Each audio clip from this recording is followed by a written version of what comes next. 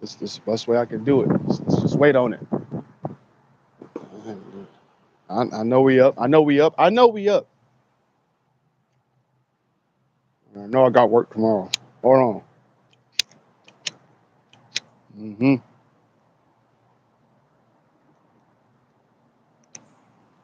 I ain't done this on the live show.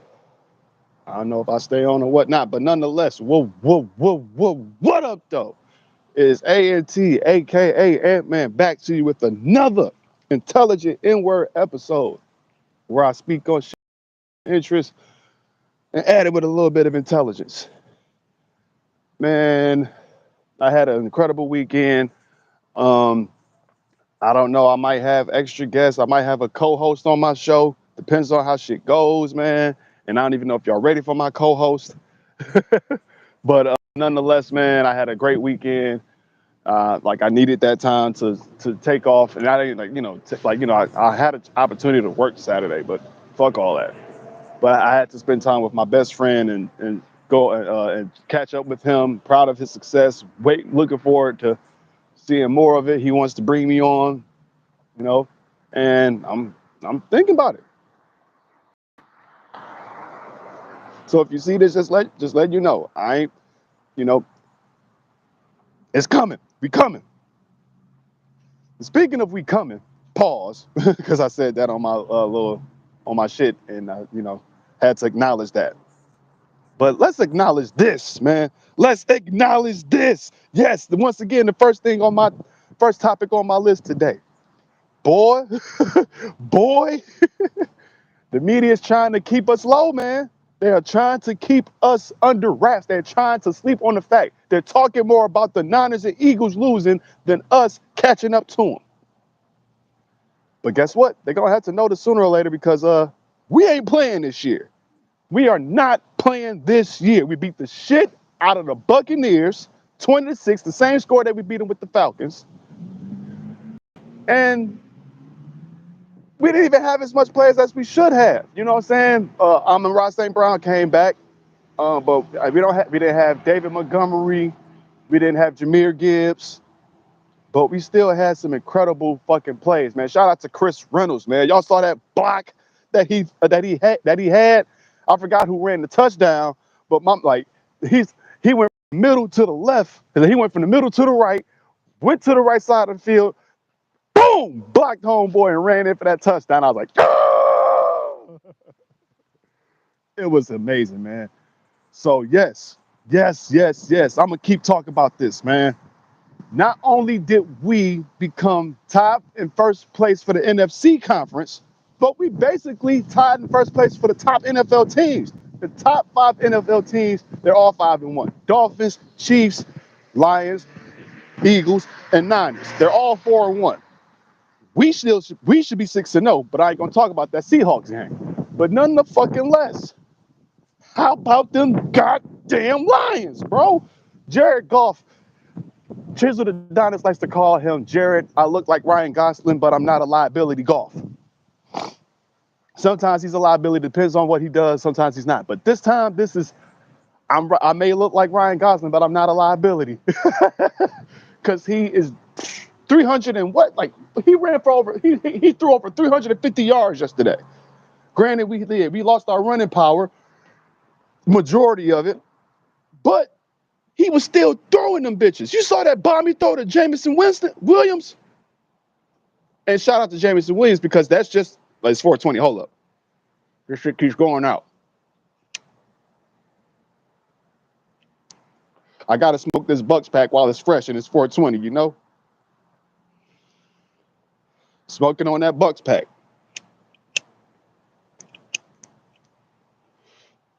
Because we ate up Baker Mayfield balls.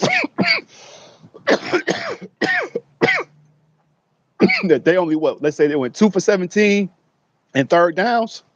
The Bucks did. They only had 2 out of 17 attempts to, get past third down and get a first. Our defense wasn't allowing that. A sack, a pick, 2 touchdowns, 2 field goals. playing, man. We are not playing.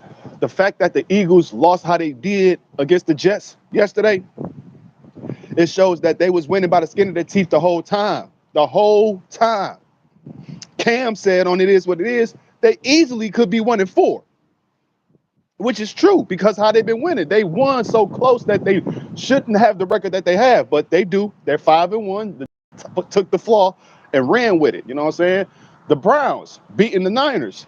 That was a tough little game, 17-19. I saw that.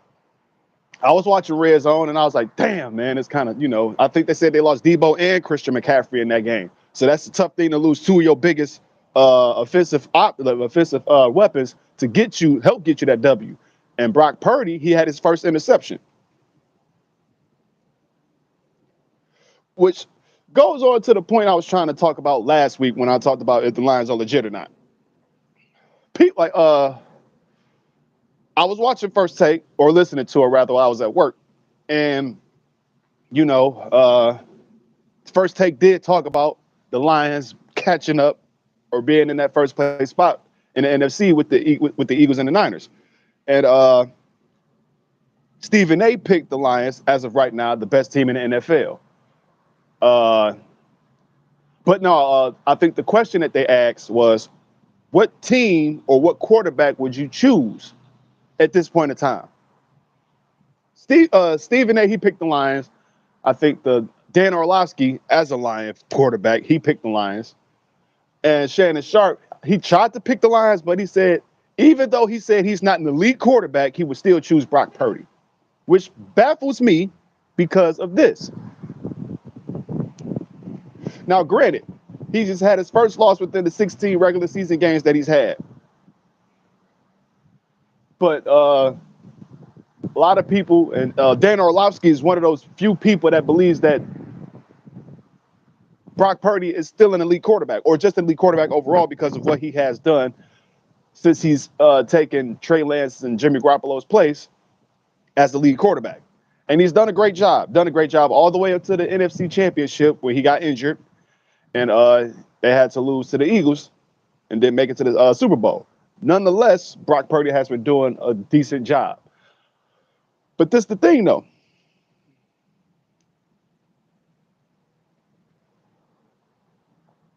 Brock Purdy ain't went to no Super Bowl. Jared Goff has went to a Super Bowl. Jalen Hurts, he's went to a Super Bowl. So I guess when it comes to, I think somebody picked Jalen. Stephen A. picked, Dan Orlovsky picked Jalen. Stephen A. picked Jared Goff. And Shannon Sharp picked Brock Purdy. Now, Jalen Hurts, I can understand because he went to the Super Bowl. He did a damn good job, like I said. Now, granted, they lost 35-38, the same score that they beat us with in our season opener last year. He did a great job, man, with two good legs and one great arm. You only need one arm. But he did a great job in the Super Bowl, you know what I'm saying? And so, I can't get mad at people choosing him because he went there and he did his damn best in a doggone shootout, man. That Super Bowl was a shootout. But Jared Goff has went to the Super Bowl. You know what I'm saying? Granted, it was against the freaking Patriots, and that was the Brady Patriots. Kind of inevitable to beat Tom Brady unless you Eli Manning in the Super Bowl. But people forgetting that. Stephen A. got to remind motherfuckers that Jared Goff has been to a Super Bowl. I don't know how many weapons or, what happened, what made the collapse, was Tom Brady fever, whatever it was. But Jared Goff has been to the Super Bowl. When you think about it, when you think about the trade between Goff and Stafford, when Stafford went to the Rams and in that same year won a Super Bowl ring, you will want to think that the Rams ultimately won the trade when it comes to who had the better, who made the better decision, who has, who had the better outcome. Now, immediately, the Rams won. You got Von Miller. You got Odell Beckham, even though he got injured in the Super Bowl. You got Aaron Donald, Cooper Kupp, Robert Woods. You got how could you not win? You know what I'm saying? How could you not win? The game was fixed for you in LA. You know what I'm saying? It's in SoFi Stadium. You got the greatest halftime Super Bowl show in the world. Snoop Dogg Crip walking all over the damn set. You better win. And we was proud of Matthew Stafford for winning because we definitely felt at the rate we were going as a Lions team, we was like, man, all right, somebody had to do it. Calvin couldn't do it because he retired before he could go any further. He said, fuck it, I'm going to retire a Lion. I ain't even going to keep going as an NFL player and try to even get a ring. Fuck it. These motherfuckers done banged me up, pause, so hard, pause, that I got to just go right now while I'm able to have at least 50% of my health. So he was proud of Matthew Stafford for winning that Super Bowl with the Rams. But it's like, God damn. But now you're seeing the results of what's happening. Like what last season, the Rams, I don't even think they made it to the playoffs. Now, granted, we didn't, but we had a hell of a run in the second half of last season, getting so much wins that we could have made it to the playoffs. And now you're seeing what's going on this year. The Rams, they're doing all right, but they ain't the super top team in the NFC West. As to where the Lions, not only we're holding down the NFC North, but we're one of the top 5 teams with top record in the NFL. Now, once again, granted, it is week 6, but it's looking like Jared Goff is having much more of a better outlook than Matthew Stafford is. Because right now, Matthew Stafford is on the down slope. We don't know how far Jared Goff is, but it looks like he ain't stopping with his run. I'm just keeping it 1,000 right now. Jared Goff, it looks like he's on the upswing. Shout out to Aaron Glenn. I think that's our defensive coordinator. Ben Johnson, our offensive coordinator. MCDC, once again, is just proving that I think he's more of a field coach. You know what I'm saying? I don't know how many years he's removed out of being an NFL player, but it seems like he's like, like he misses it. I bet you, like, I think when we practice, like in the training facilities, he's probably damn near on the field with him. Dan Campbell, he's so much in the trenches coach, man. You see the passion that he has when the team wins, and how much accolades and how much appreciation he gives every part of the team from every phase of offense, defense, special teams. You know what I'm saying? He gave Jeff Fox, I didn't even know his name. I think that's his name, Jeff, or John Fox. I'm thinking Jeff Fox because of the comedian Jeff Foxworthy. But our kicker, I think he was our punter. He gave him the game ball because of how good he did last night kicking against the Bucs. So it's like you see that he has so much passion, like he's almost on the field himself. So man, like it's a different type of passion. Once again, I'm not going to keep clamoring on how like it's a different vibe. You see it now. We just got to keep on proving it. 3-0 on the road. Packers, Chiefs, Bucks. Now we got another one next week against the Ravens, which I think we can do. Like I said, if the Ravens' hands can be able to catch, then this may be a hell of a game. But if not, it's going to be trouble for the Ravens. We're going to steal another one, and then we're going to beat the Raiders at home, and then go and have a nice little bye week at 7-1. You feel me? That's how I see it, man. We are doing too fucking great right now. Our defense has been too elite. Whether we getting the sack by Aiden Hutchinson or somebody else, or getting the pick by Brian Branch or Jerry Jacobs, or make sure we get these dudes 3-0 defensive line. Somebody showing up on offense. If Jahmyr Gibbs ain't there, David Montgomery's there. If David Montgomery ain't there, you got Khalif Raymond. If you ain't got Khalif Raymond, you got Craig Reynolds. You got Josh Reynolds. You got Sam Laporta. We got too much going on. We're damn near. I don't even want to say perfect, but this is the best we have been. The best we have been. And I know because I've been here my whole life, practically. I've been to the Silver Dome as a young boy, watching the Lions play the Tampa Bay Buccaneers before the Creamsicles, or after the Creamsicles. I remember going to a Silver Dome game. I've been to a Silver Dome game and I've been to a Ford Field game. I felt all types of disappointment as a Lions fan. So I'm just happy that we're on the upswing right now. I'd rather we be 5-1 than 1-5, because at least being 5-1, you got more momentum on the upswing as to thinking we got a damn chance. Like I said, we may be 7-1 by week 8. We may be 7-1 by week 8, man. Before we get into our bye week, because we're doing so damn good and these other teams aren't looking that great. Derek Carr and Devontae Adams, that's all y'all got? You know what I'm saying? I'm not even thinking about the Raiders. I'm thinking past them. I'm thinking about the Raiders. when we go back home. That's all y'all got, Derek Carr and Devontae Adams? That ain't gonna be enough. Y'all gonna need the Raider Nation, and the Raider Nation ain't gonna out defend the Den. Not when they come here. So man, I'm just ecstatic, dude. Dolphins, Lions, Chiefs, Eagles, and Niners. Top 5 teams in the NFL right now. It's gonna be tough to stop them damn. It's gonna be tough to stop them damn Dolphins, man. I'm telling you that right now. Them Dolphins are just. And I'm gonna tell you this right now too, man. This is one of the things that's breaking my buffs. Another like that's our new segment. That's our new segment. But as far as the NFL right now, what's breaking my buffs is how they doing Tyreek Hill. Hot man, this dude, I just saw it. They finding him another 10K for throwing the peace sign every time he passed by a nigga and get a touchdown. What? He's been doing that since he was with the Chiefs. Now the flipping with the camera phone shit, y'all taunting for that? Okay, I get it. But what the hell? Y'all taunting him for throwing a piece up? It's not like he's doing this. If he was doing that, y'all find him 100,000. But y'all taunting him for throwing up the peace sign after he goes 25 miles an hour from the 20-yard line all the way down to the fucking end zone. That's what y'all doing now? Man. And he obviously don't care because he got the money. He ain't been complaining about it. The sock fine, okay, cool. Taunting fine, okay, cool. So I got stacks to give away. Fuck y'all, we gonna keep winning. So the Dolphins has been hella tough, man. It is not just him. Devon Archain, he's healing up though. But Rashawn Mostert, like Mozart, like I can't get his last name. I say Mozart because Chisel Adonis. Shout out to Chisel Adonis, man. He's one of my favorite YouTubers out here. Comedy, sports wise, he is that deal. Look him up if you heard of him by now. He's being blocked all over YouTube, so check out his other platforms. But that man is the shit. I'm looking forward to his commentary tomorrow when they drop it on YouTube, if they let him.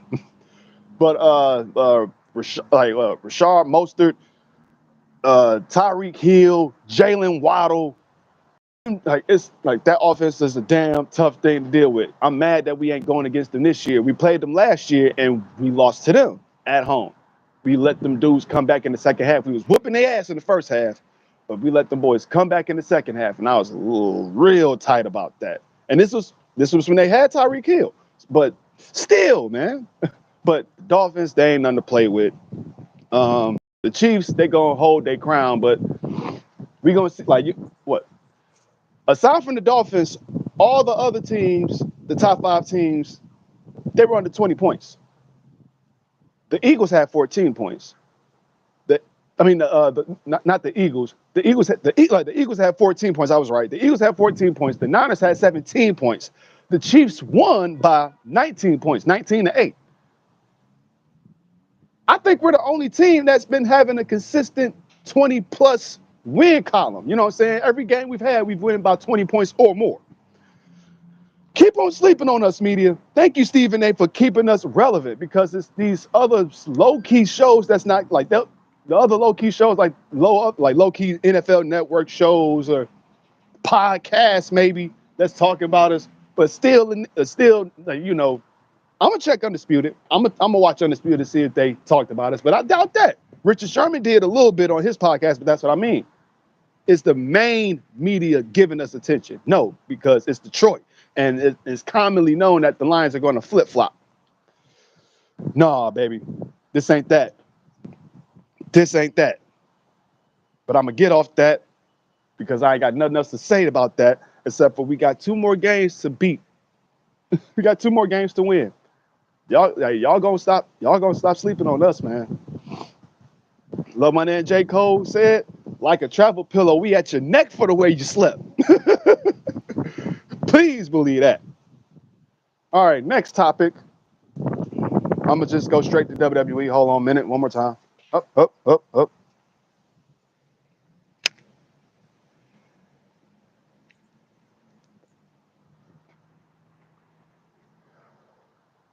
Next up is Friday Night SmackDown. Saw bits, my bits and pieces of it. Roman Reigns made his comeback, and he acted like shit was cool. My man got a donut. Damn, he ain't had that before. But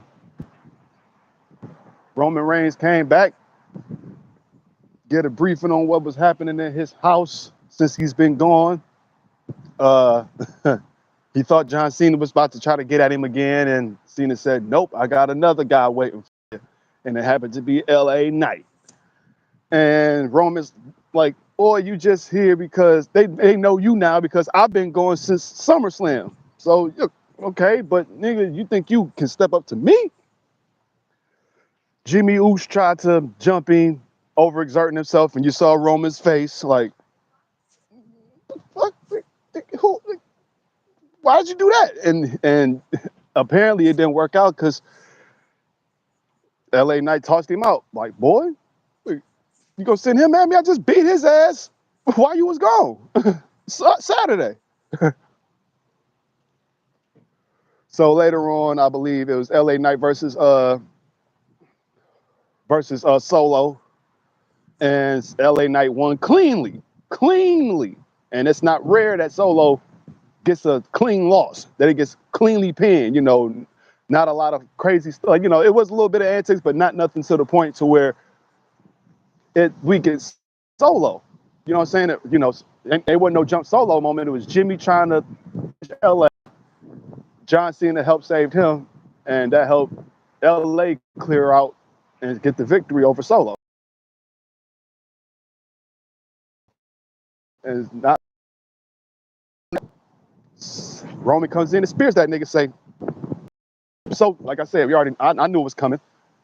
Roman Reigns, LA Knight, WWE Undisputed Universal Championship on the line at Crown Jewel. And unfortunately, Roman's gonna be smoking on that LA Knight pack, even though mine ain't smoking. It's a little bit chilly out here. And I'm talking to y'all too, so that's why I ain't having too much conversation with brown sugar right here. But we're gonna keep that rolling. And you also see the tension between Roman and Jimmy. What?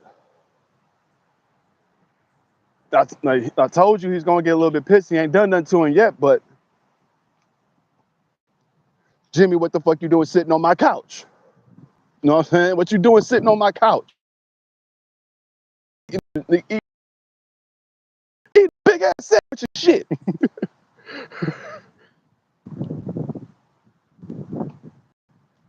And while he was saying that, he was agitated. He said, Cody's on my show. Kevin's back on my show. So now he thinks he can get another shot. So is it going to be Roman Reigns and KO4 at the Royal Rumble again? Now, how many times have we seen that match? You know what I'm saying? We've been seeing that since 2017. Mm-hmm. We've been seeing that since Roman was the big dog.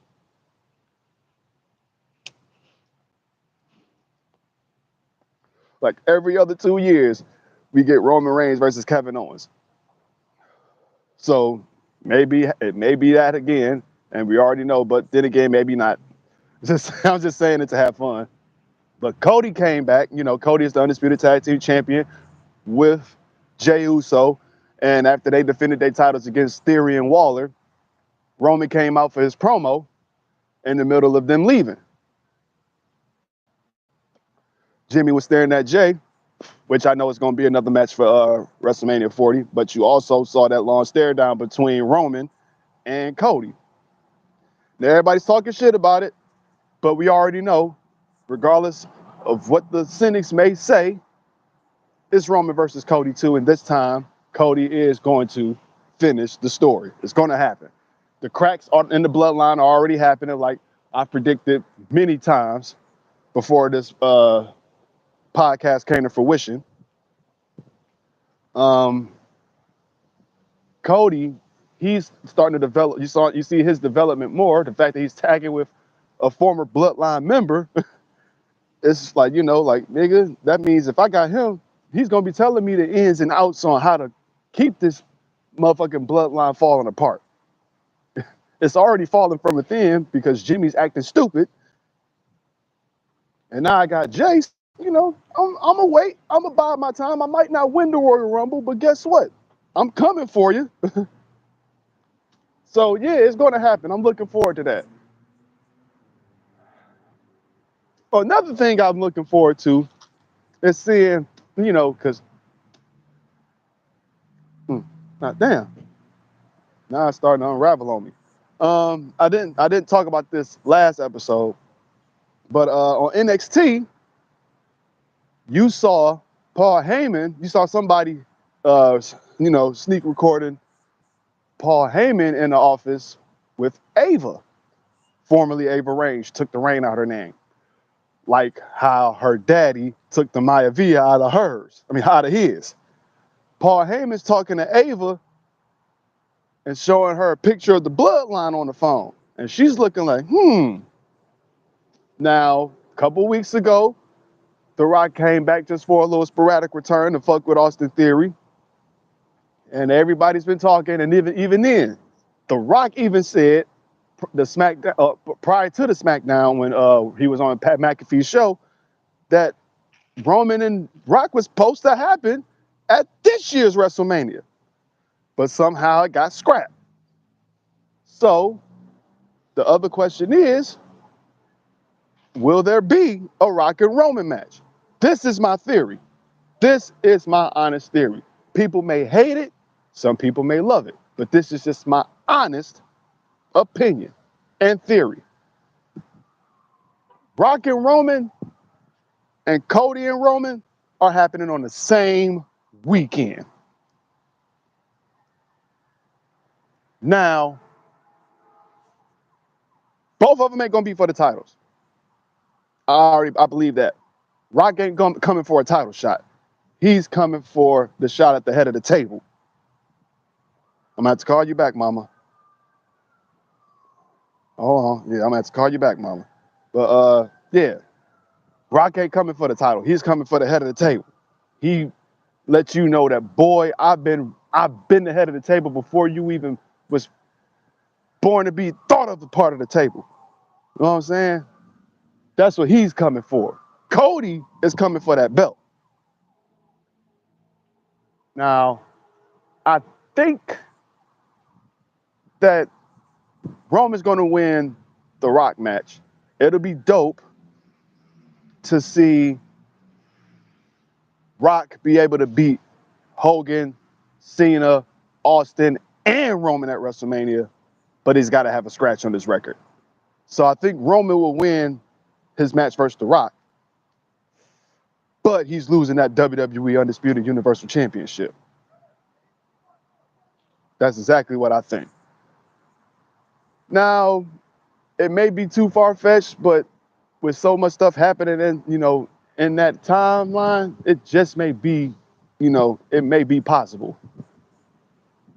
Rock has his sporadic comebacks or his sporadic returns, for one night only, Denver versus what was it? Who was going to get Colorado versus Colorado State, or was USC, whatever them games was, everybody was showing up for Coach Prime. Rock happened to be there. Pat McAfee happened to be there. WWE said, come y'all asses on. Let's put some ratings on the fucking show. You know what I'm saying? Let's shoot these ratings up. So it may be just that. It may be some other shit. But if they go through with it, who knows? Who knows? But for the immediate future, yeah. LA Knight versus Roman Reigns for the title. Oh, Seth Rollins and Drew McIntyre. I'm kind of interested in what may happen tonight on Raw. Because Drew McIntyre, it's been a while since he's held the gold. Last time he held the gold was when there was no crowd.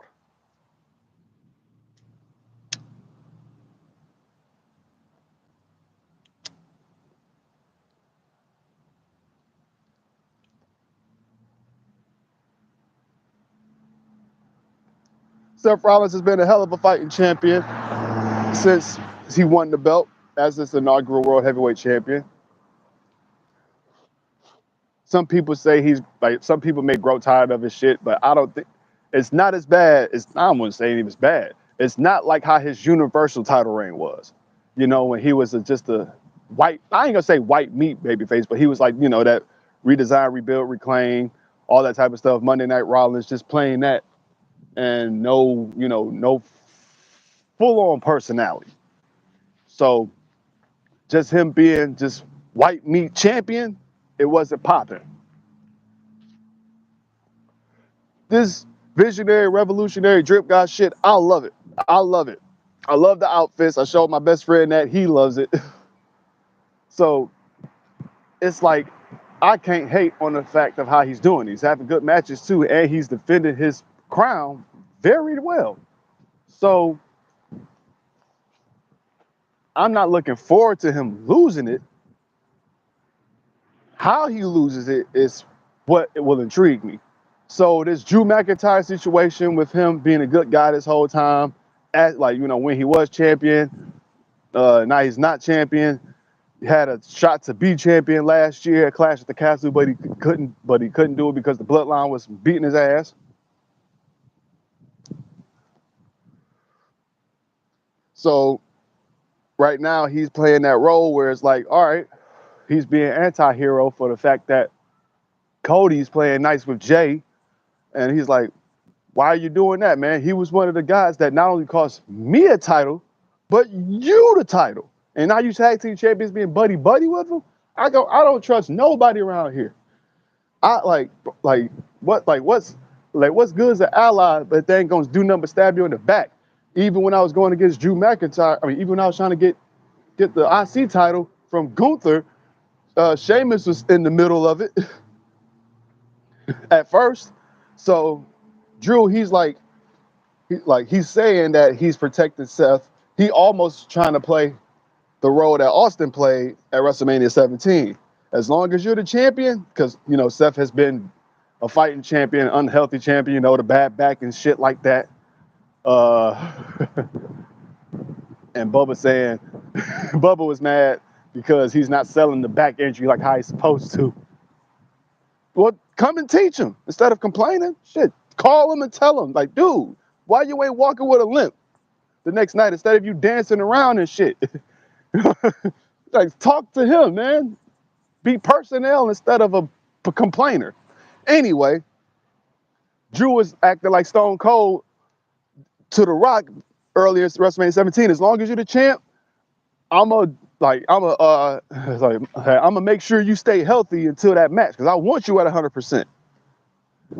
I kind of got that wrong. Stone Cold's advice to The Rock was to stay healthy. He wasn't keeping him from, it was a certain point in time that, like, you know, just like 1 or 2 weeks where he was helping The Rock, you know, keeping him from getting his ass whipped at certain times. But until Vince made Deborah The Rock's manager. But that's another storyline. But yeah, Drew is acting all buddy with Seth. Like, I want you at 100% up until we face each other at Saudi Arabia, at Crown Jewel. Because I want you at 100% so you won't have no excuses when I take that belt from you. But then you got the Judgment Day that's trying to mainly Damian Priest trying to cash in on him.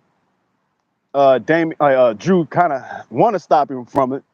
But you see that it's like certain extents, you see that he's going to wait for his right moment.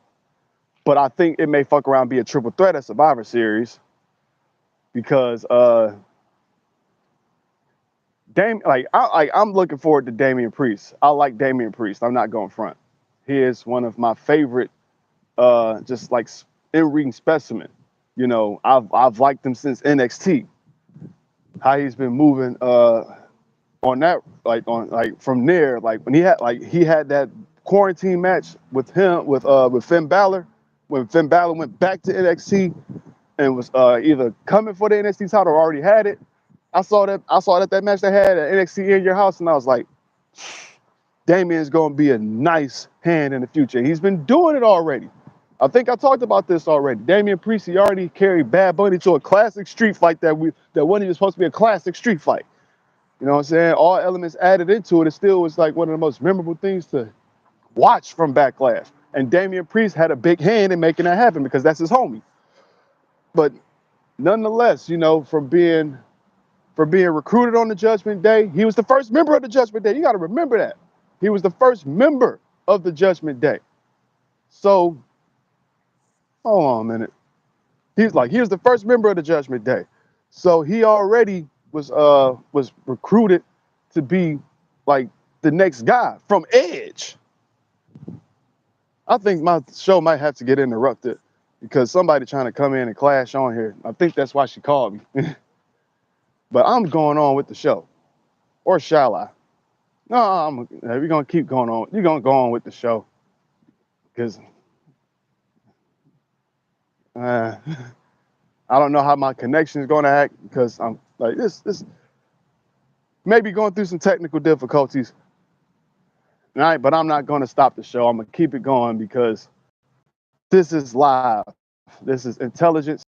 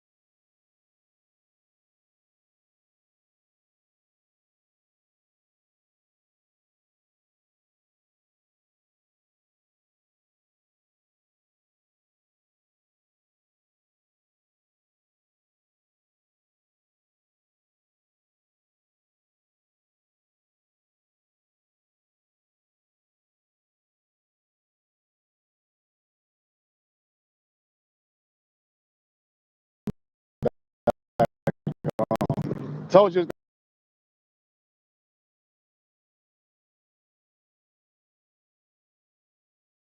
I'm glad that came about. It came a little bit sooner than what I thought. But okay, yeah, yeah. I'm just looking forward to seeing what Damian Priest is going to do in this situation with Drew McIntyre and Seth Rollins. Basically, Drew McIntyre, he wants that belt, and I think he may mess around and get it.